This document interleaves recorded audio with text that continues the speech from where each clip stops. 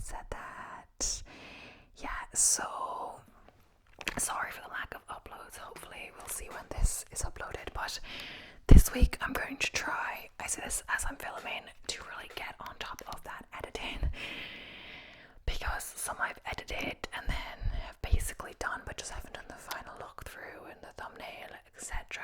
Sometimes I've been more busy in life and with my kind of job, and then like a social life and running, it gets kind of put to the end of the list. But especially since I guess I'm on a week out for running. Hopefully it's just a week.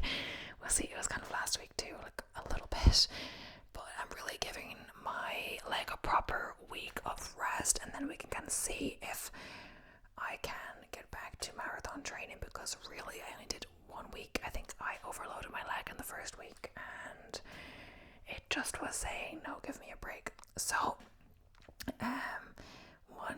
what's the saying? Something, life is redirection. I don't know. What's the saying? Life is redirection. Maybe that's what it is. Life is redirection. So like a setback will give you a way to look at something new in a different light or focus on something else. So maybe I'll use this opportunity to catch up on my editing, because if I were running 60k, I would for certainly be more tired than if I'm running nothing this week, right? You would hope. Anyway, let's get on with the video. So this is a true crime ASMR video about the Gilgo Beach serial killings. So yes, the Gilgo Beach serial killings are part of a series of murders on Long Island, New York, spanning from 1993 to 2011. Many of the victims' remains were found over a period of months in late 2010 and 2011 during a police search of the area along Ocean Parkway, a road near the remote beach town of Gilgo in southern Suffolk County, New York. So in December 2010, the remains of 4 victims designated as the Gilgo 4 were found within a quarter of a mile of each other near Gilgo Beach. Okay, this just reminded me of a different case, the name, but it's different. Yes, so 6 more sets of remains were found in March and April 2011 in Suffolk and Nassau counties. So police believe the latter sets of remains predate the 4 bodies found in December 2010. The original search was prompted by the disappearance of Shannan Gilbert in early May 2010 in Oak Beach, a gated community on the South Shore. Like most of the later identified victims, Gilbert worked as a sex worker and advertised on Craigslist. Gilbert's remains were finally found a year after those of the Gilgo 4 were discovered. Her body was found in marshland approximately 9 miles or 14 kilometers northeast of where the 10 sets of remains had been found. The police have suggested that Gilbert became lost in the marshland after running from the road and died from either exposure or accidental drowning. The cause of her death is disputed. So these bodies were found in like 2010 to 2011, and so this was an unsolved case or until between July 2023 and December 2024, when Rex Huerman, a Manhattan-based architect and a resident of Massapequa Park, Long Island, was charged with murdering 7 women. The Gilgo 4, Megan Waterman, Melissa Barntham-Lee, Amberlynn Costello, and Maureen Barnard Barnes, along with Jessica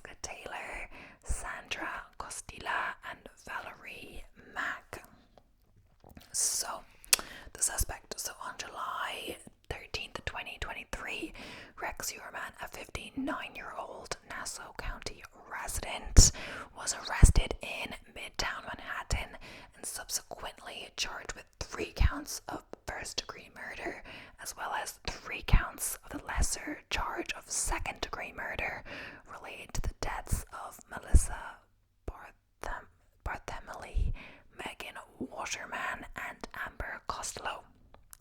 He was also named as the prime suspect in the death of Maureen Bernard Barnes and was subsequently charged with her murder in January 2024.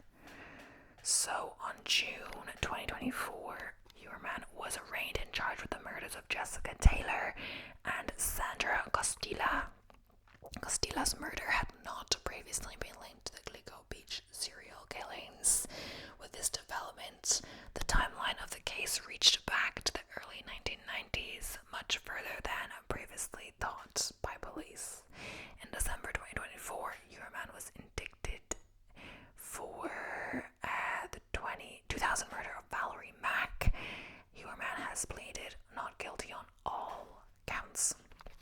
So Uerman has lived much of his life in Massapequa Park on the south shore of Long Island. In an interview on YouTube, Uerman stated that he had worked in Manhattan since 1987.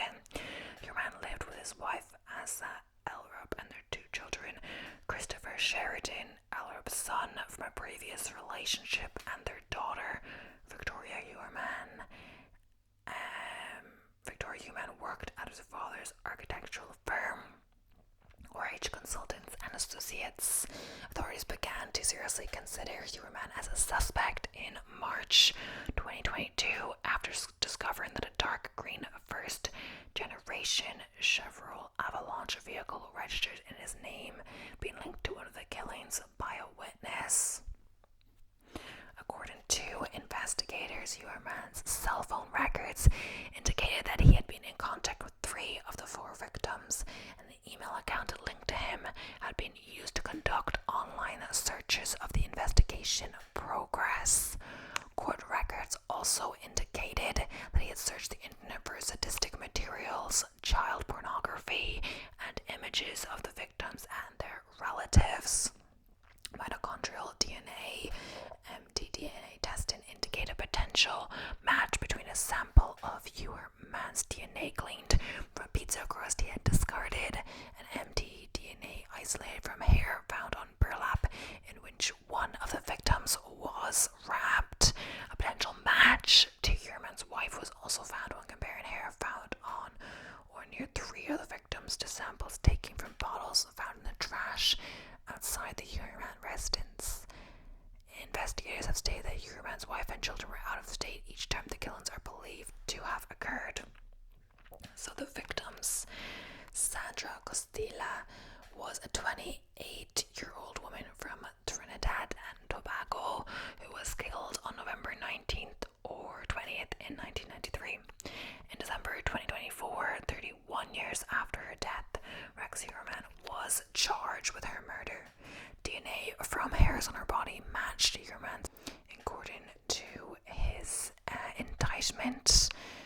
And yeah, I did mispronounce that earlier. I was thinking it was indictment, but I just got confused. Costilla was living in New York City at the time of her disappearance.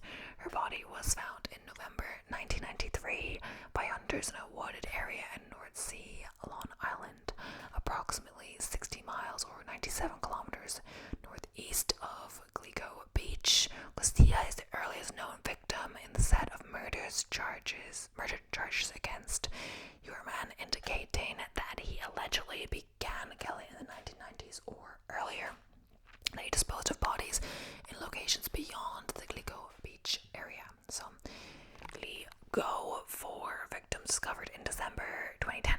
So, Maureen Bernard Barnes of Norwich, Connecticut, was 25 when she disappeared. She was last seen on July 9th, 2007.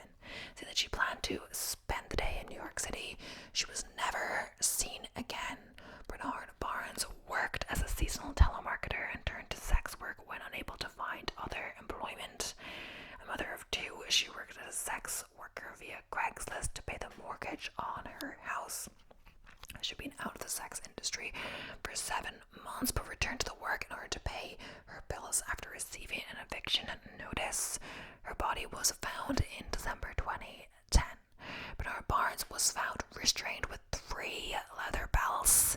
DNA found on one of the belts matched the wife of suspect Rex Uerman. Shortly after her disappearance, her friend Sarah Carnes received a phone call from a man on a blocked number.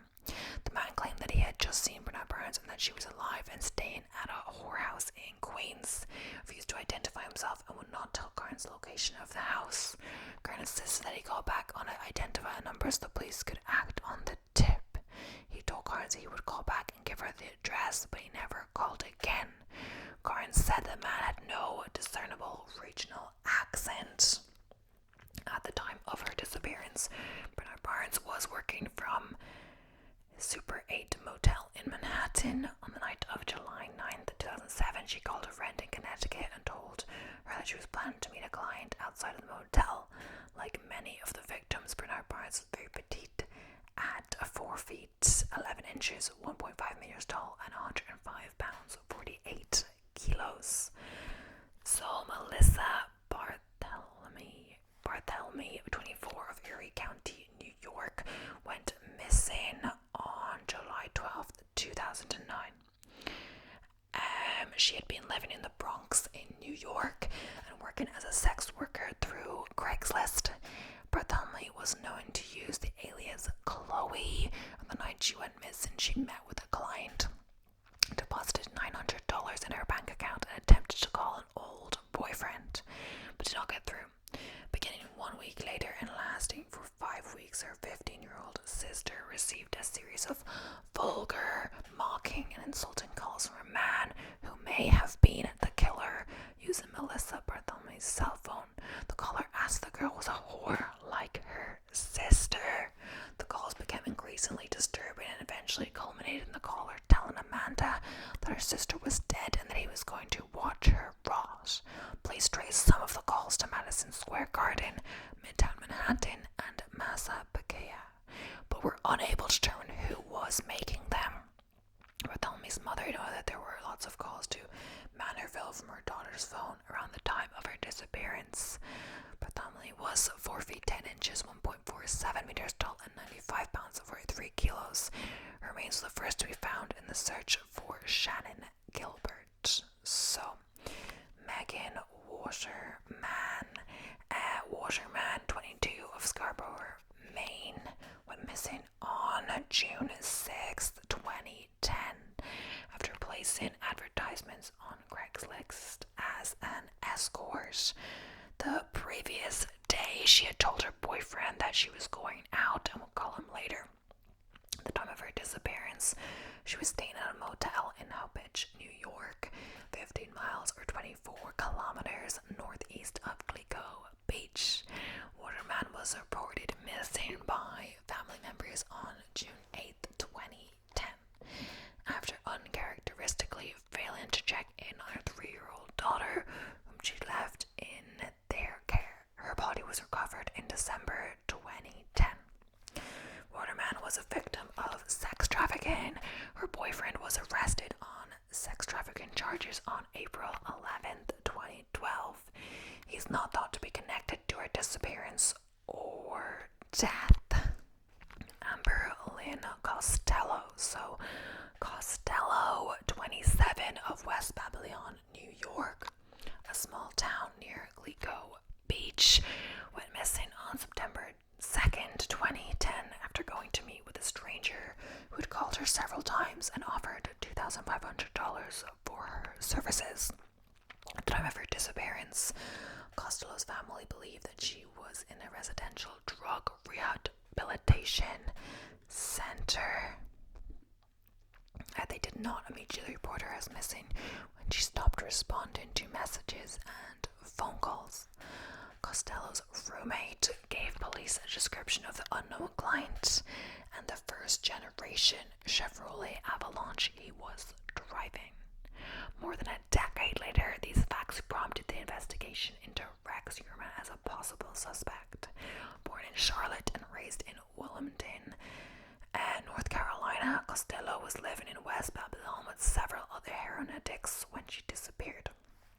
Prior to moving to West Babylon, Costello had been living with her second husband in Clearwater, Florida, and was working as a waitress. She had been a strong student but had become addicted to drugs as a teenager. She'd been sexually assaulted by a neighbor when she was 6 years old. Costello was 4 feet 11 inches, 1.5 meters, and weighed approximately 100 pounds, 45 kilos. So additional 6 victims discovered in March and April 2011. 4 more sets of remains were discovered on March 29th and March 4th, 2011. All the remains were found in another area of the parkway near Oak Beach and Gilgo Beach, within 2 miles or 3.2 kilometers, and to the east of those found in December 2010. The newly discovered victims were Jessica Taylor, Valerie Mack, Tanya Jackson, and Jackson's daughter, Tatiana Dykes. Suffolk police subsequently expanded the search area up to the Nassau County border, looking for more victims. Mack was not identified until 2010, and Jackson and her daughter were not identified until 2024. 2 further sets of remains were discovered on April 11th, 2011. After the search expanded into Nassau County, they were found about 1 mile or 1.6 kilometers apart, approximately 5 miles or 8 kilometers west of those found in December. 1 set of remains belonged to a male victim, may have been a cross-dresser or a transgender woman. The police nicknamed the victim Asian Doe because of forensic evidence indication Asian ethnicity. They said the victim had been dead for between 5 and 10 years. The other remains were those of Jane Doe number 7, whose partial remains had been discovered on Fire Island in 1996. Jane Doe number 7 was identified as Karen Vergata in 2023. So Valerie Mack, Melissa Taylor, Manorville Jane Doe, and Jane Doe number 6. Valerie Mack, 24, also known as Melissa Taylor, was living in Philadelphia and working as an escort when she went missing in 2000. Like many of the victims, she was small in stature at approximately 5 feet, 1.5 meters, and she weighed approximately 100 pounds or 45 kilos. Mack had been subject to foster care from an early age and was never reported missing. She was the mother of a young son. Mack's partial remains were discovered in Manorville, New York on November 19th, 2000, but were not identified until 2020. Her torso was found wrapped in garbage bags and dumped in the woods near the intersection of Halsey Manor Road and Mill Road, adjacent to a set of power lines and nearby power line access road. A head, right foot, and hands found on April 4th, 2011 were at first determined to have belonged to an unidentified victim dubbed Jane Doe number 6. In 2020, officials determined they belonged to the same as yet unidentified woman whose torso had been found in 2000. On May 28th, 2020, police announced that the remains would be identified as Valerie Mack, who had last been seen by family members in the spring or summer of 2000 in the area of Port Republic, New Jersey.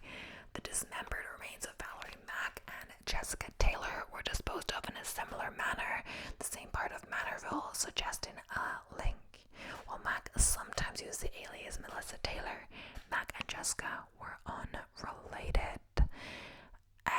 On December 17, 2024, Rex Heuermann was indicted for Valerie Mack's murder by the Suffolk District Attorney's Office. Jessica Taylor, 20, was living in Manhattan when she went missing on July 21st, 2003.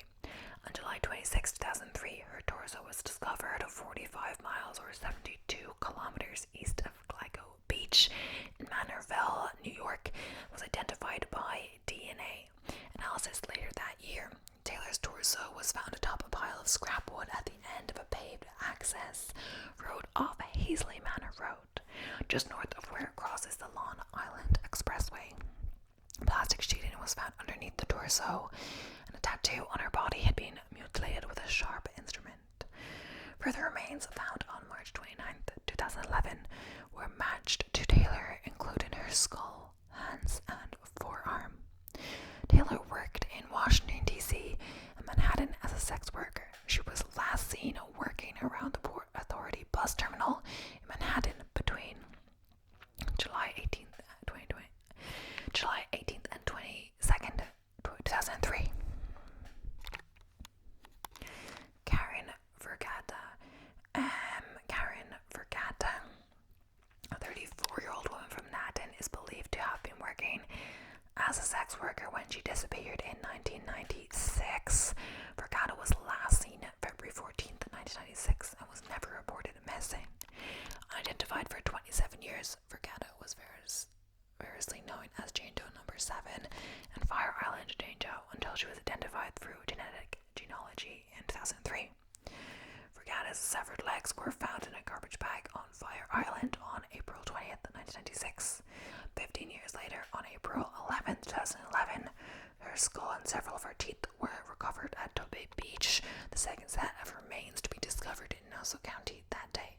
These remains were linked through DNA testing to the remains found on Fire Island in 1996, being postulated that Vergata's legs were carried to Fire Island by the water after remains were dumped on Long Island. So Tanya Denise Jackson was born in Alabama on October 22, 1970, and was known to be living in Brooklyn in 1997. She had served in the United States Army from July 1993 to February 1995. She was estranged from her family and was never reported missing.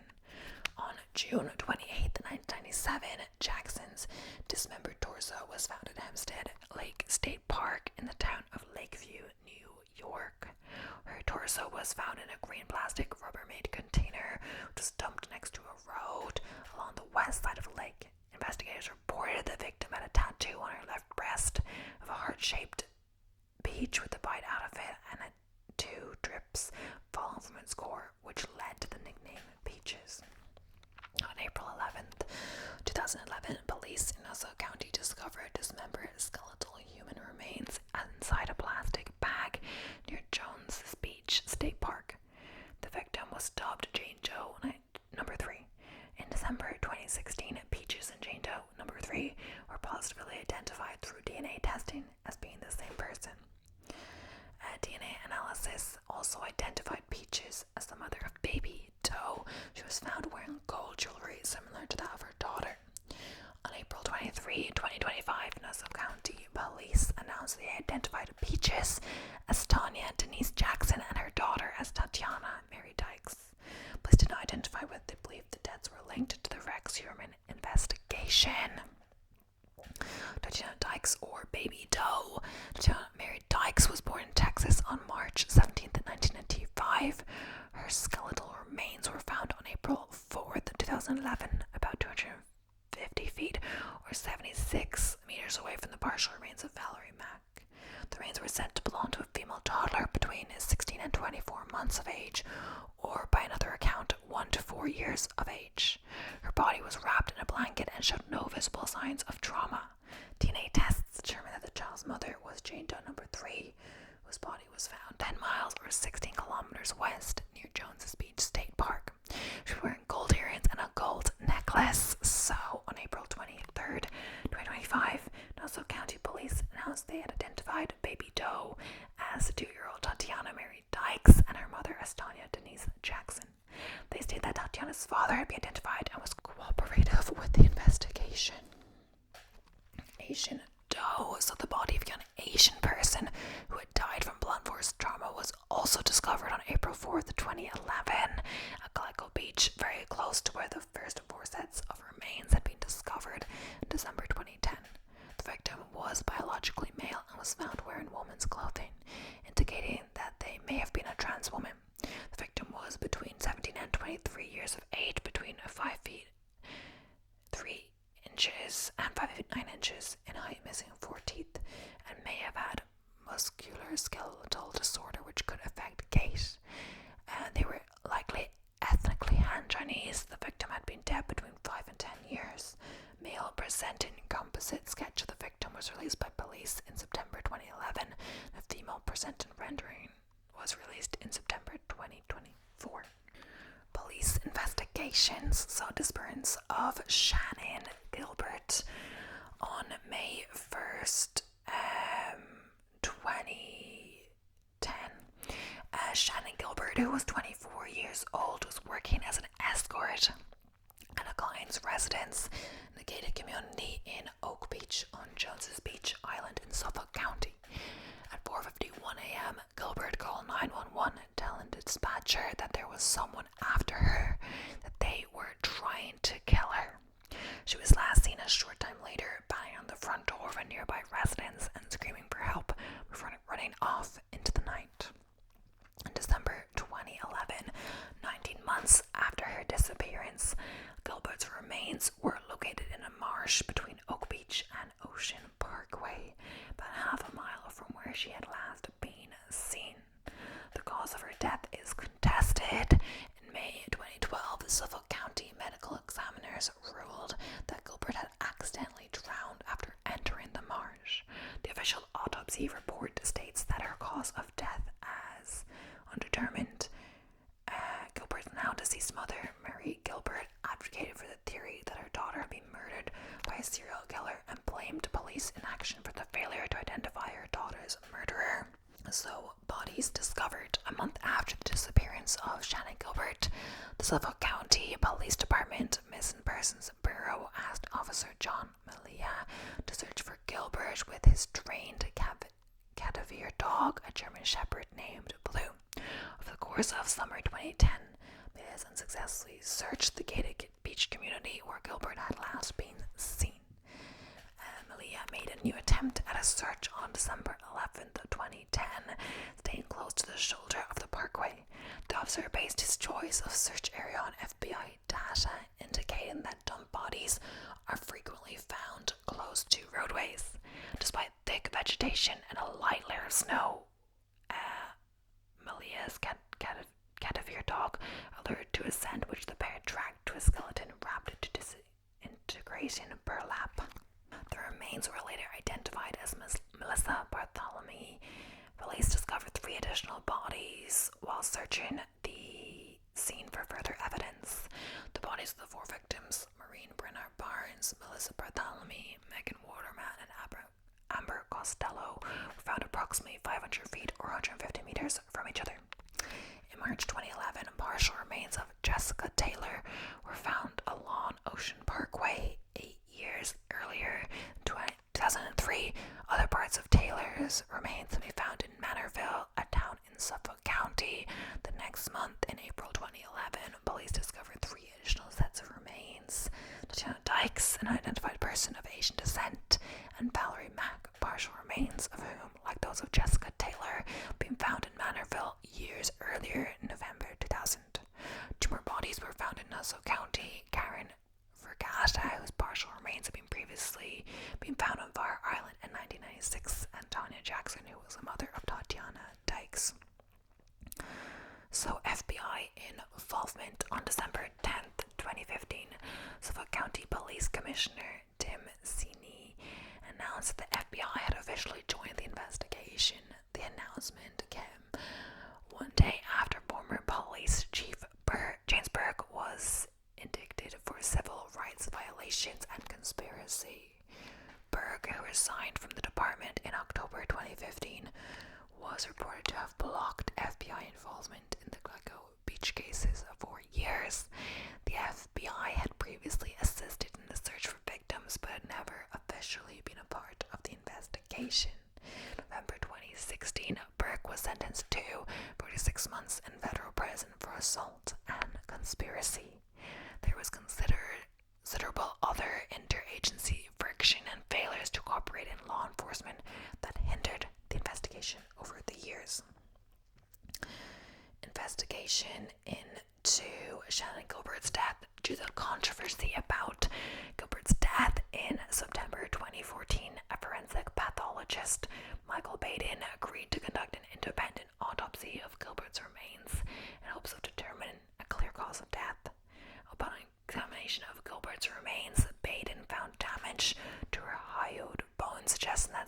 mutilation may have occurred. Peyton also noticed that her body was found face up, which is not common for drowned victims. Despite this, her death is still officially listed as an accident. On May 6, 2010, the New York State Supreme Court ordered Suffolk County Police to release Gilbert's 911 call recording, denying their request to withhold it after more than 10 years. On May 13, 2022, the Suffolk County Police Department released the 911 call 2020 release of evidence to the public. On January 16, 2020, Suffolk County Police Commissioner Geraldine Hart released images of a belt found at the crime scene with the letters HM or WH, depending on the orientation of the belt, embossed in black leather. The belt had been found during the initial investigation near the Ocean Park Way in Gilgo Beach. Police believe the belt was handled by the perpetrator and that it had not belonged to any of the victims. The police revealed few details about the belt's evidentiary value and would not comment on exactly where it had been found. It was also announced that new scientific evidence was being used in the investigation and that they had launched GilgoNews.com, a website enabling the department to share news and receive tips regarding the investigation. However, the website has since been taken down. So, identification of remains through genealogy. In June 2019, a proposal was made to use genetic genealogy to identify the identified victims and possibly the killer in the Gilgo Beach case. On May 28, 2020, Jane Doe number 6 was identified as Valerie Mack, who also went by the name of Melissa Taylor. On August 4th, 2023, Jane Doe number 7 was revealed to be Karen Vergasha, whose identity had been established during 2022.